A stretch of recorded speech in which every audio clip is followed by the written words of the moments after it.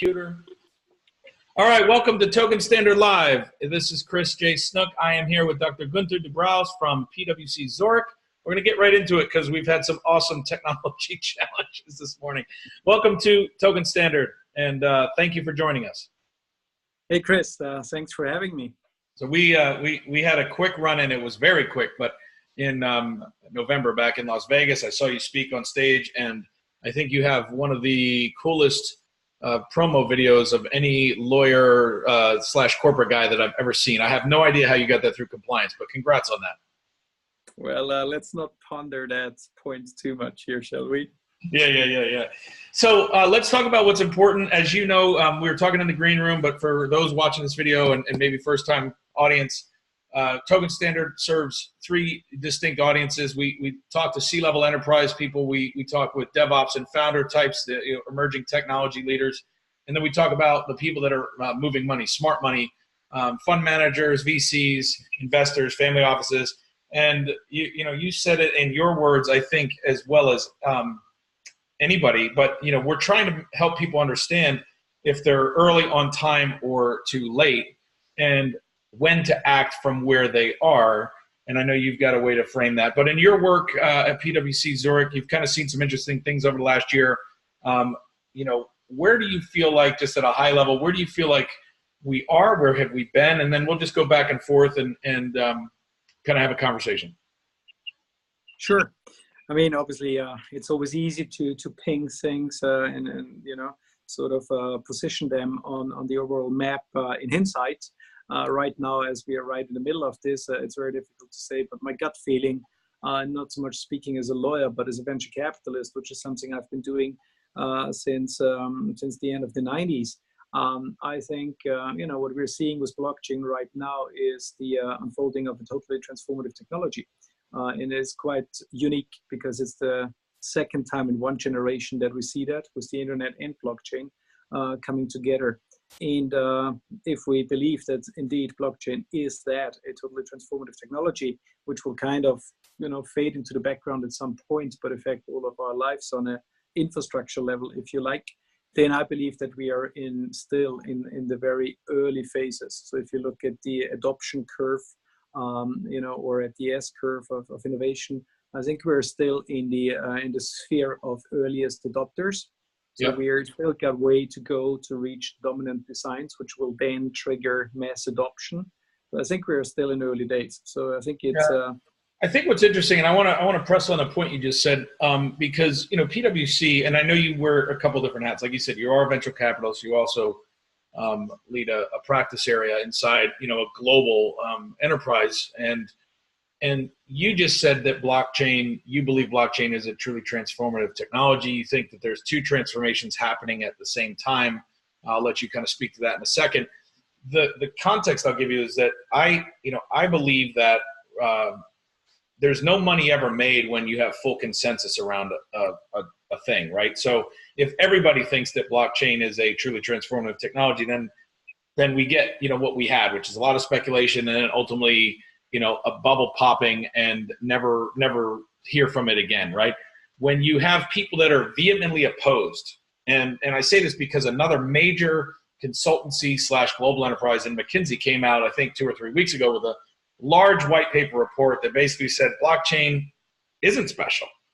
So when you have, these polarities of, the Noriel's out there saying, and he's heavy on, smashing Bitcoin specifically, maybe not blockchain, but whether it's the cryptocurrency application of blockchain or whether it's just blockchain at large, when a McKinsey says it's not transformative and one person from a large PwC type, counterpart says you believe it is, reconcile that for me. What does that mean? Well, first of all, it's my personal position. It's not a PwC position. And I had a quick glance at the report you're referencing from the colleagues at McKinsey, and I have only appreciation and esteem for them. I think you have to read a bit between the lines, and I've been through it. I was a little too late because too young for the .com, or let's call it the internet, unfolding. But I remember vividly when the Y2K didn't happen, if you may remember that. Which I remember, we're probably around the same age, and I remember sitting there on a couch watching the ball drop going, are the lights still on? You know? Exactly. But then there was a lot of people who took that as a proof that the internet wouldn't be happening. So again, you know, I don't have the answer. If I would have the answer, I wouldn't be sitting here, right? I would be out there making billions. But you know, I'm fascinated by the dynamics of innovation. And you know, there's different ways of looking at it. Again, going back to the S-curves by Otterbeck and Abernathy and others, or also looking at the adoption bell curve and other models, which all kind of have the same message. If we talk about mass adoption, which is usually this when it really then becomes clear that this is here to stay and this is transforming. This is why other people have written those great books like Crossing the Chasm. This is the one really tricky thing. And let me just take you a step back or a couple of steps back memory lane. My first exposure to the internet, and again, you can't even compare them because they're so different, but there are similarities, I believe, was back in '98 when I was starting to write my thesis. And you know, it was very difficult to get hold of literature. And you know, because at the university library here, we had like one book on the subject of venture capital, which is what I was obsessed with and trying to write about. And then at the time, somebody gave me a sheet of paper which had an address which you could access right on the internet, or ETN, as he called it at the time. And you know, I was starting to use that. And what I eventually ended up with, long story short, is using a little thing called Amazon, right? And that Amazon thing, it was probably the beta version or whatever of it. And by the way, I got my first email address like half a year before that, just, you know, to put things into perspective. Now that either tells you that we're very backwards here around, but I think that was kind of the state of the world right now. And then there was no search engine to go onto it. And so I used that and I found book titles, which I then sent to my relatives in the US, who got me the books probably by walking down to Barnes & Noble and ordering them and sending them over with snail mail. So I had no idea what Amazon would eventually become, you know, which is it's essentially a part of our existence today, a convenience provider for everything. So for me, it was basically an extended library research tool, if you like. Right. And, but the concept of Amazon, had I researched it at the time, was already outlining at least sort of the basics of what it would eventually become. Now I think it's kind of the same thing. You know, we're going to see things that this is going to do because it's going to be on a cultural level, mostly where this unfolds. And the rest just needs the infrastructure to grow. You know, for Amazon to properly work properly in my terms today, you know, I needed accessing it with credit cards or PayPal. There was logistical systems, all of that, the infrastructure around it that needed building up. But, you know, when we look beyond all of that dynamic, what the internet eventually did is change us on a cultural level. For better or worse, we can debate that. And I think blockchain has the same potential. That's why I call it transformative in terms of how we interact, how we transact, and hence modifies the culture potentially. Yeah, and I mean, I tend to, I think, share your contextual bias in the sense that when we think through the last 30 years, you know, I have the advantage, and I think it sounds like you do too. I don't know exactly how old you are, but I think we came up right around the same time. And, you know, I have the advantage of starting my first company, if you want to call it that, in 1999. And I had just gotten my first email address, and I was in between undergraduate, where I had gone through all 4 years of undergraduate college, and I was probably the last generation or last archetype of person to go through all 4 years of undergraduate college without obviously without a smartphone or a cell phone, but also without a email address and without a personal computer in my dorm room. I wrote my senior paper on a Brother word processor that had 4 lines of green, right, background, green screen. You typed it and you had paper in it. So technically it was a computer, but it stored like 160 megabyte, maybe even kilobytes. I don't even remember how much it stored. It wasn't a lot. And essentially you could hold four documents at a time. And so in order to print my senior thesis, I had to delete, you know, an earlier paper that I had written for one of my classes. And then I went to grad school, and that was the first time Blackboard and some of these early kind of internet infrastructure plays for, you know, information sharing. And that's where my professors in grad school put stuff on the web. Right. Right. And so like, it feels like that was 100,000 years ago.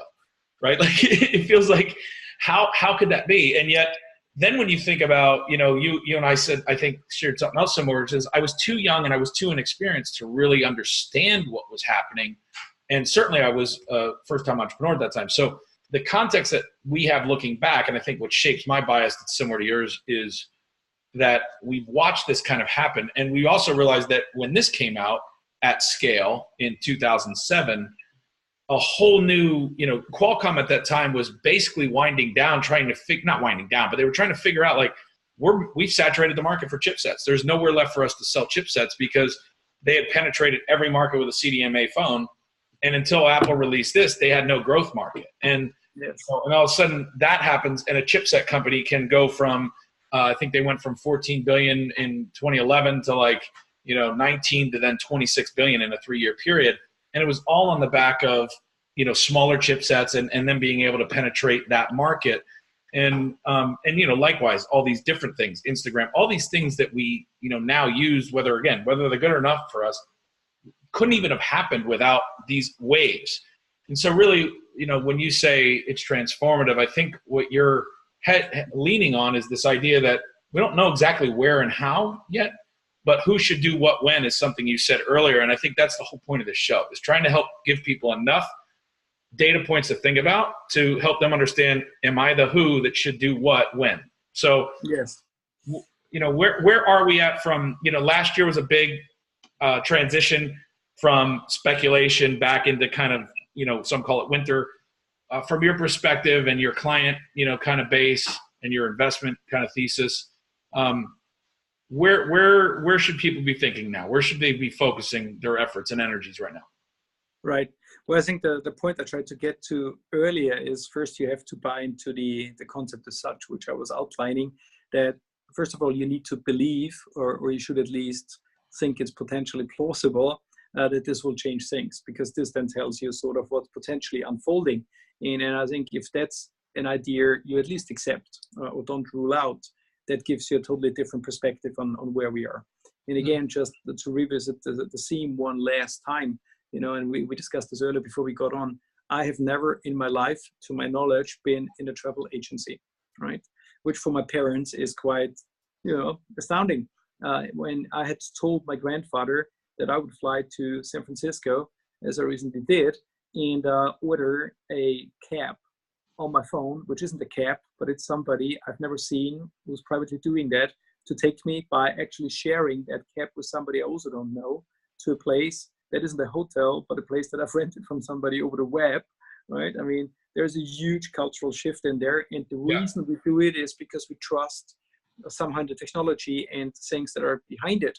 Like I just bought a vinyl record. I'm a huge vinyl collector from Brazil. I sent whatever it was, $68 to Brazil, knowing that if that person wouldn't send it to me, there's no way in hell I would ever get it, because I'm not going to sue anybody in Brazil for $68. Right. But I trust the fact that eBay tells me that this person has been transactioning 1,000 times. Now that is sort of the first step, because blockchain is allowing us on this transactional level to actually put trust into the machine, which is in particular important since we now have a generation graduating that grew up, unlike us, who are sort of the kids of Gordon Gekko, spiritually, if you like, right? Right. In the rumble of the financial crisis, that don't trust into the system. So you need to substitute that if you want to bring them back to the investor table and to the building the future kind of table, rather than have them go off and do yoga and whatnot. So I think this is the cultural impact, just as a premises. Now, with all that said, to your actual question, where are we? What has happened since? I think everybody has mostly been talking about not so sexy potential blockchain applications down the road. Everybody has been focusing on the first application, that is cryptocurrencies and ICOs as a funding mechanism that goes with it. Now, the thing we've seen there is obviously daft. And again, this is my personal opinion, because and one thing I never understood is an ICO, just sticking with that rather than cryptocurrencies for a second, is just another funding mechanism for an early stage venture, by and large. Right. I mean, obviously, you're also tapping into a different investor population and so forth. But inherently, I think we all agree that it is funding, high risk funding of a very early stage venture, which then has to go through, reducing risk, building value, proving how the business model works, and all of that.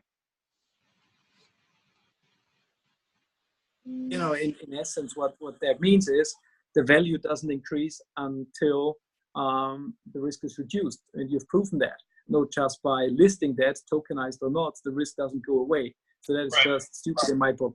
So this is sort of the overheating we've seen because people didn't understand the principles. Now on the positive side, the development we've seen since is that people are starting to understand that. And they are expecting more. So having a white paper doesn't cut it anymore. You need to show more. What that means in essence. And it almost goes back, these cycles when they happen, right? So I agree with you there too. It's a funding mechanism. And the reason why it had the thrust that it had is because in the beginning it was a faster, cheaper, more efficient way to raise, larger sums of capital, right? You've had Kickstarter and Indiegogo and all these crowdfunding sources forever. Colorado, when we were living there for 2 years on sabbatical, passed the crowdfunding act, and the impact of it was negligible. And the main reason was because there was no real greed factor to it, right? So in other words, if I bought something from you that you're going to make me on Kickstarter and send it to me in 6 months, and I bought it at a discount, you could get a crowd to do that, but you couldn't get millions of people doing that because all I was really going to get was this thing 7 months out that was discounted. So it was a good deal, but there was also risk in that. The reality was, I remember seeing a stat in 2013 through Techstars that like 73% of everything that had gotten bought on Kickstarter never got made because by the time they went to make it, the cost structures had changed and they couldn't make it for what they sold it for. But no one sued anybody. No one went to jail and no SEC came flying in because they weren't getting speculatively hurt, right? They basically, like you said, it was the $68 album that you just didn't get. And so, okay, I won't deal with that company again. And so, beyond all that, what ICOs became over the last 6, 7, 10 months was not cheaper, less, like more risky because of the tail risk and some of the unknowns, right? More expensive because the only way to get those monies was to fly around the globe. And because there was no mechanism to market yourself direct that was legal in major markets, whether it be China or here.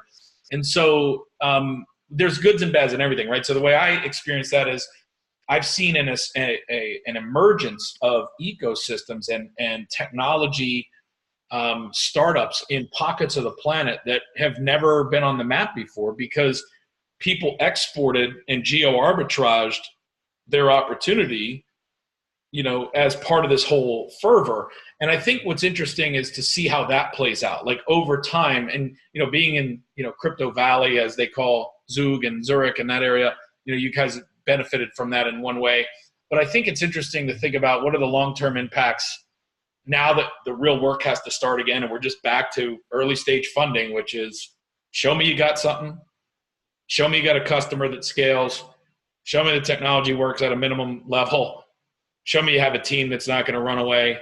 And then we'll incrementally get you, enterprise contracts and scale you up. So we're just back to kind of normal, aren't we? Yeah, but there's differences. I think there's a couple of super interesting things you touched upon here. I think, yes, the entire thing, let's call it that, has grown up a little bit, right? So we sort of gotten back into reality, which is a huge opportunity. And so people want to see more because they rightly treat it for what it is, an early stage venture. And investors are starting to ask the right questions, which you should in the case of an early stage venture. And that's, so that's happening. So what you see is, first of all, you need more money to get it to this stage. Because if you want to do a compliant ICO, this costs money, right? And people are understanding that non-compliance is not an issue. So if you want to run it in the US, the SEC has very clear rules of how to do this. If you want to do it in Europe, we by now also know how to do this. Also, the landscape is a bit more diverse, and Asia and so forth. So, this is the one thing. So it gets more complex. It's not just a free lunch. And then people are understanding that. And since investors are asking the questions, they need to show more. White paper doesn't cut it. So you need to show product. If you don't have clients, if you don't have a product, and nothing to show, and you don't have code, then you better get a job. Right. So that's the one thing. But the other opportunity that comes out of that is you now have a more diverse investor base. And what this eventually leads to, as I like to call it, is the combination of smart money, which you still need. Now, obviously, I'm biased based on my history, but I think there is added value in venture capitalists because they actually make sure you stay in line, you deliver on what you promise, plus they pull their weight if they're good ones, and you get conviction capital in there. So you have your own ecosystem, which will help to bring your product, your ecosystem, your utility, whatever it is, to market, which is a first. And you get to tap into new liquidity pools. Now, when I started out and helped to set up what was one of the first Swiss venture funds, it took quite a while until I myself was allowed to invest in it because I was not a qualified or professional investor. So, you know, I needed to wait 3-4 years. And then I had to ask an administrator to send me the prospectus I drafted myself to get in there, which obviously is a bit strange. So whereas today, and yes, there is the need for investor protection, but, you know, we all can afford to lose $10,000. It's not fun, you know, nobody likes that, but it's not life-changing, it's watch-changing, right? Yeah. So you're not changing a watch, or you're not car changing or whatever. Maybe right. Even 50,000 is not going to break you until, you know, the end of your days. So you get that chance. If you see that awesome thing, that amazing team you really believe in, you want to back, you can't get in, you can do that, right? So that's the potential advantage which we see, and which is more important in Europe than it is in the US, because we do not have such a wide and great VC and other early funding kind of ecosystem as you do in the US. So that helps us to catch up on that. So I would call it, this is a bit of the democracy effect, and also for unleashing the potential. And the other thing you tapped onto with Crypto Valley and other places is, you know, when I grew up, I was always dreaming Californication, as you could probably say. You know, it was the land of hopes and dreams, and my family was there, and it was just in awe. And all I ever wanted to do is go there because this is where it was happening, and this is what has reshaped everything. And California, and obviously also other places on the other coast as well, has given us all the tools of personal liberation. You know, from LSD to surfboards to personal computers and mobile phones. So that has been great. But if you analyze it, and I was a bit surprised because there is less coming out of the valley or the entire part, as I would expect. And the reason for that is that all of those companies are about centralization. They got it in their DNA. Whereas, you know, if you're really about blockchain thing, then it's about decentralization. So it's conceptually very difficult. And so you see in other pockets where this is happening, you can go to Berlin, or you can go to Belgrade, you can go to Switzerland, or you can go to Singapore. There is this global community of digital nomads uniting and sort of in the day and age of liquid talent gravitating towards each other, realizing projects, sort of, you know, building centers of gravity around ideas, unleashing that. And that's not necessarily tied to a particular place so much anymore. So this again opens up to unleash the intellectual and innovative potential around the world. And we see right now a lot of firms from the US and VCs from the US come over to Europe and go to Asia and other places to find the new innovation. You're hitting on a couple of things I want to keep you going on. You mentioned a word that I like to talk a lot about, so talent. And the nice thing about hype cycles is hype cycles attract talent. And this was a longer one than I thought. I really thought this was going to, you know, last 6 to 9 months. It went close to 18 months before we kind of got to where we are.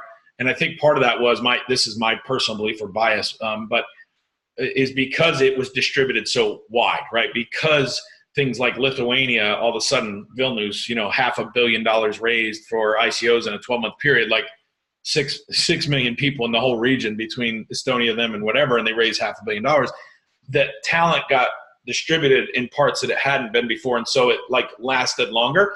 And so what's interesting now is when we think about blockchain, we could argue that done right, this is one of the most complex technology designs that exist, right? Cryptography is not C++, it's not Ruby on Rails, it's not, you know, it's not these other things. And so fully understanding what's good blockchain versus bad blockchain, or good DLT versus bad, or hash graph from this, and you know, whatever, that takes a lot of brain power and experience that most people don't even have, including most VCs.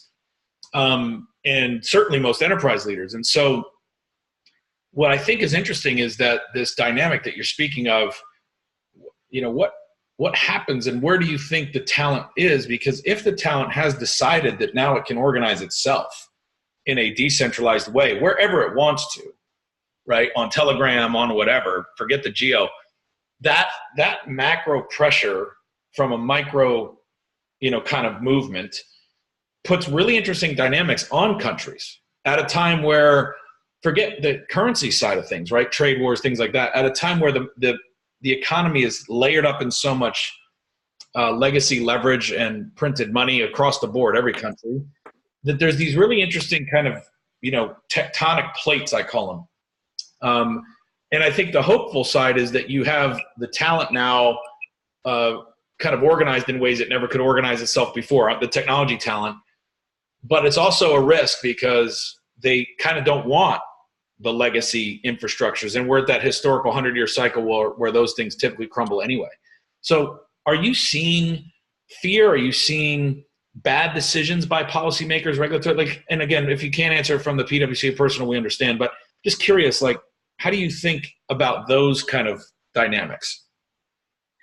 Well, I think there's a couple of things in there. And again, what I'm offering here is my personal opinion, which I hope resonates with PwC. But, I think, anyway, I offer it as such.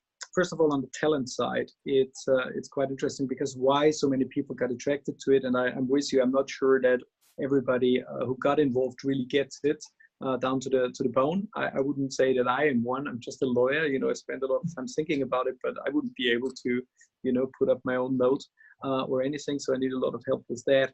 No, but I think it resonated with this new generation, which is increasingly coming to the table because they're sort of not about what I was alluding to before, our legacy. We grew up with the structures of the 80s, 90s, the bigger, faster, the glorification of busy and all of that, whereas they grew up in the rumble of the sort of the financial crisis. So right. They have an inherent mistrust in organizational and institutional kind of structures. Right. Because they had to find a job where we had like 7 on the table when we started out. For them it was difficult. So a lot of them, indeed, when I speak to them, they would rather go to the dentist than to a bank, right? So for them, there is this implicit understanding that a lot of the problems in today's world have to do with centralization, because it's usually on those centralized points in networks where the mistakes happen, and quite often it's to do with humans, right? And they trust more in technology. And this leads down the entire pathway of code is law and and all of that, which we probably won't have time for. So I think this is what they embraced. They like the idea. The second one, which plays in there, is that they're not so interested anymore in the pyramid scheme, which we have, which is our corporate reality. And if you just take 3 steps back, where does this come from? Until the Industrial Revolution, we didn't have a real model to organize bigger groups of people, because right. You had little workshops and whatever. And when all of that immediately happened, or all of a sudden, the Industrial Revolution, we had basically 2 models to organize people. And that was the army and the Roman Catholic Church, if you like, right? And they are very strong in the pyramid, which is a very efficient thing if you need to, get something done. Right. But obviously, in today's day and age, where we, have, quite other dynamics and beliefs and aspirations, this doesn't cut it anymore. And again, with the interlinkages, the internet, the globalized world, and people traveling around, they're looking for new things. And this is what I'm seeing as well when I launched this Disruption Disciples movement, which within weeks turned into a global thing with chapters in 55 cities. And the dynamic was just amazing, because you saw people connecting. They all, first of all, it was bridging the 1 degree of separation, but they all had a shared value set, which was the belief that technology in principle is something positive, right? And if you put it to good use, you could use it to change things and to build a new reality. And then people started to connect, and it was just awe-inspiring to see somebody from Barcelona and Belgrade meet in Madrid and start to do something within the span of a week, right? After connecting. In the old days, this would have been unthinkable almost. It happens to some degree, but never at that speed, because people didn't bond on that so much. I think this is kind of dynamics. As to your question with regulators and so forth, again, very basic innovation theory. Innovation starts, first of all, with radical innovation and innovation around the product, until a dominant design gets introduced, and then everything shifts towards process innovation and upwards consolidation, until then a disruptive innovation happens again, and the entire thing starts all over again. Now, this is true in the pure technology-only sphere.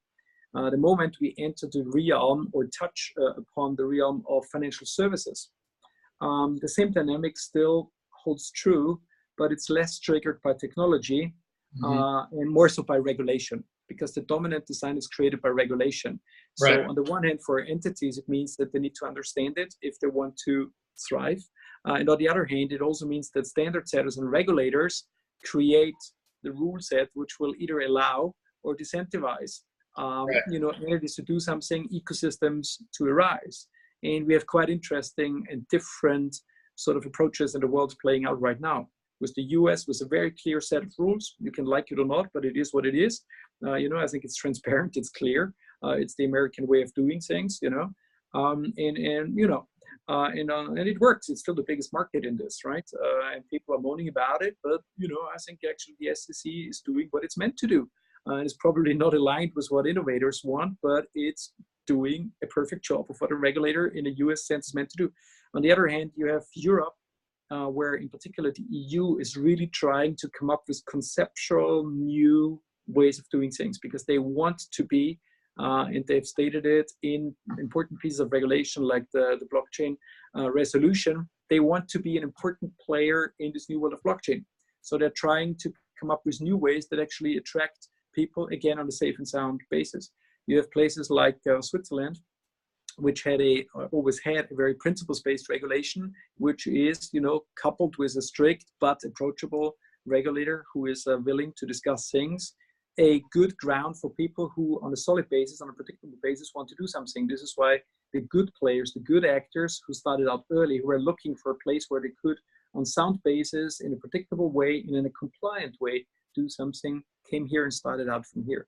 Right. And then you have other places like, in particular in Asia and so forth, who have their own way of doing it. So we see a diverse set, and all of them have their way of working and attracting different players, and hence building out different ecosystems. So from somebody who's interested in those kind of things, it's just amazing times to watch that. Obviously, the challenge is if you want to do something there or invest in something there, you have a lot of unknowns out there, and you need to understand those dynamics to make your bets. Yeah, and I think you hit on a thing that it like you said, it's just going to play out. The last 100 years, we act like it's all we know because it's most of all we've grown up with, and we came in. The Fourth Turning is a book I recommend to a lot of folks if they haven't read it, because it talks about these historical cycles that happen every 80 to 100 years, and the generational archetyping that happens based on when you were born, right? And we were in our early 20s or late teens when the internet kind of wave started from a mass consumption standpoint, but it was early. We were in our 30s or late 20s when the crisis happened, and the people that are now leading and starting new companies and these new things, to your point, were 10. And so when you're 10 and all of a sudden mom and dad are feeling the impacts of a lost job, a couple houses that are upside down, a BK, that shapes you in a different way, similar to how AIDS, in a whole different dynamic, shaped the way that, maybe our generation thought, at least in America, about, who you were going to hang out with, right? And so, so these generational things are real.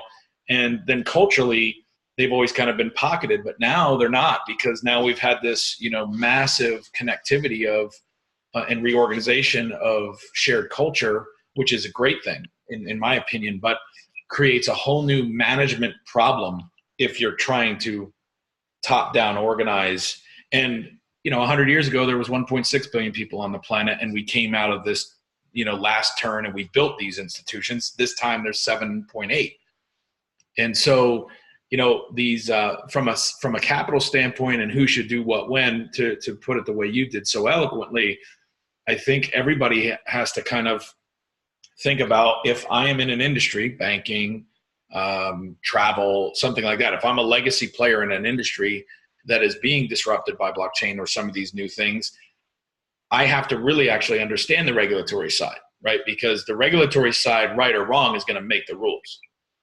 If I want to help that regulatory side as a disruptor in that space, then I'm going to have to, kind of disrupt enough to be a pain in their side that they don't understand, so that I get a call. Like I always joke, Sergey and Larry didn't get invited to the inner table of World Elite, right? They kind of end ran it because they created a search engine that organized the world's information in a way that was so much uniquely different. Then they created a business model that actually made money, and all of a sudden now you have to deal with them. And so, if you're one of the 1% of 1% of 1%, you can end run it. If you're everybody else, you kind of have to figure out where the money and where the wave is flowing and ride it. And so pragmatically, that's usually the advice. But it sounds like, you're kind of saying you got to assess it on a one-by-one basis, whether it's a portfolio company of yours or a client. and realize what headwinds you're up against and just do business as usual, ride the wave, and don't be stubborn and anchor to what you know, because what you know no longer exists. But it doesn't mean that there's some panacea on this blockchain island, right? Yeah, I mean 100%. So I mean, I'm immensely interested in what's happening. You know, I see the potential. I mean, I'm not over glorifying it. I'm not hyping it. I'm not daft. You know, I know how this is going to end in the interim. You know how it runs, and I also see, interestingly, people making a lot of the old mistakes. That's why I started the TV series Appetite for Disruption, basically to teach the fundamentals, because they always apply. So again, there's all of that. But nevertheless, you know, there's two ways of looking at the world. You know, you can be afraid, or you can be open, right? And usually in my presentations, I always use that quote from Burning Man, where it says the only appropriate response to new technology is not to withdraw in your corner, but it's to say, okay, how can we use this? You know, right. I mean, you don't have to get all, you know, fundamental about it and you know, think it's going to save all the problems of the world. I mean, it's just the technology at the end of the day, but the potential is huge if done well.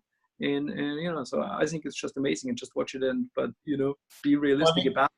Yeah, I think as we wind down, you know, I want to thank you for staying up late, because it's late your time right now over there in Europe.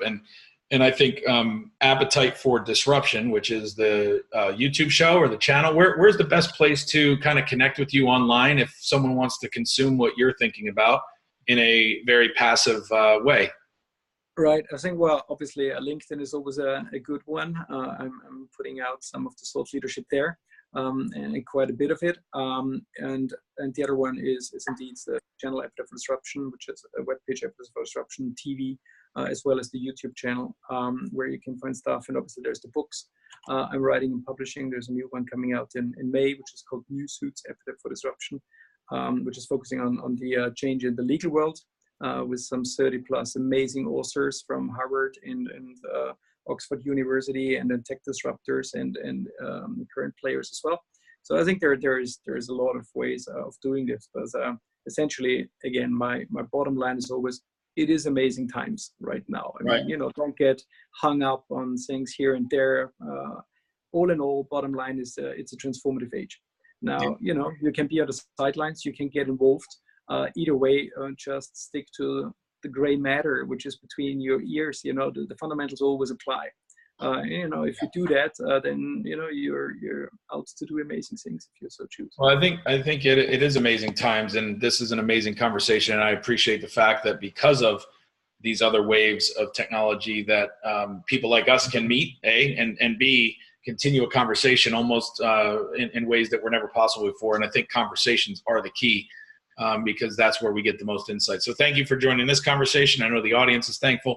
Follow him on YouTube at Appetite for Disruption. Look that show up. Dr. Guenther Dobrauz. You can find him on LinkedIn. We'll put it in the show notes. And thanks for joining us. And I look forward to the next time we run into each other, my friend. Thank you, my friend. See ya. Take care.